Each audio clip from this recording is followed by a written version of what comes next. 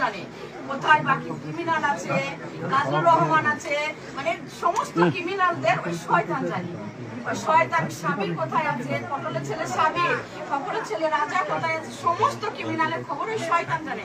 কেন একই সঙ্গে ছিল, আমরা একটু শুনেছিলাম যে একই সঙ্গে প্রত্যেকটা ক্রিমিনাল একই সঙ্গে ওই শয়তানের সঙ্গে আছে, ওই শয়তানের সঙ্গে। তো শয়তানকে পিটালেই পাওয়া যাবে বোমা, অস্ত্র, বন্দুক, গুলি, ক্রিমিনাল সব ওই শয়তানই জানে কোথায় আছে।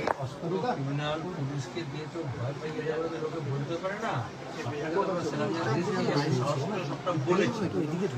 লোকে জেনেছে, বাধ্য হয়েছে।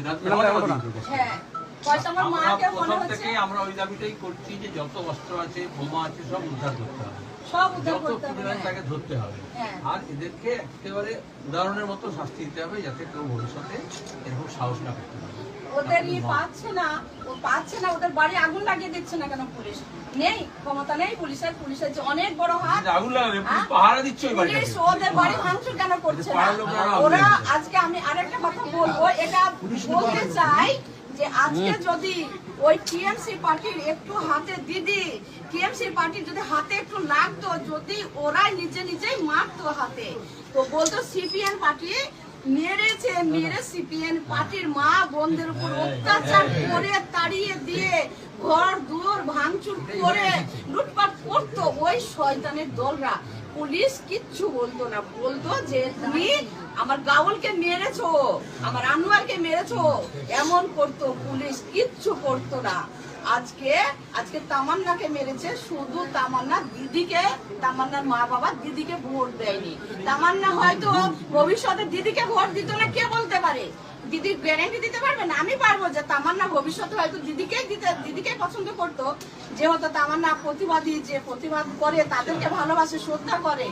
যে এইটুকু বুঝবেন, যদি ভালো নার্স ডাক্তার মেয়েদেরকে দেখে পুলিশ, তো তামান্নার ভালো লাগে, তাদেরকে শ্রদ্ধা করে, ফোনে দেখে, ভিডিও দেখে ওদের শ্রদ্ধা করে। তাহলে দিদি ভবিষ্যতে যে দিদির পাশে দাঁড়াতো না, এটা কে বলতে পারে? হতেই পারতো। সেই তামান্নাকে ওরা কেড়ে নিল।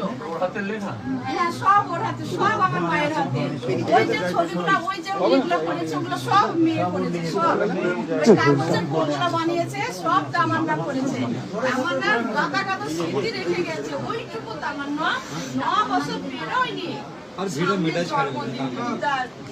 জুলাইয়ের 28 জন্মদিন, জুলাইয়ের 28 তামান্নার জন্মদিন। আমার মেয়ে এত বুদ্ধিমতী, আমাদের হাদিসে বলেছে যে কেক কাটতে নেই, তো বলছে মা তুমি তো আমাকে এমনি পায়েস বানিয়ে দাও। ওর আপু যখনই বাড়ি আসে, কেক খেতে ভালোবাসে, কেক নিয়ে আসে, আমাকে আগে কেক এনে দিবা না, পরে কেক এনে দিবা, সেই দিন দিবা না। পায়েস আগে বানিয়ে দিবা না, পরে বানিয়ে দিবা, সেই দিন দিবা না।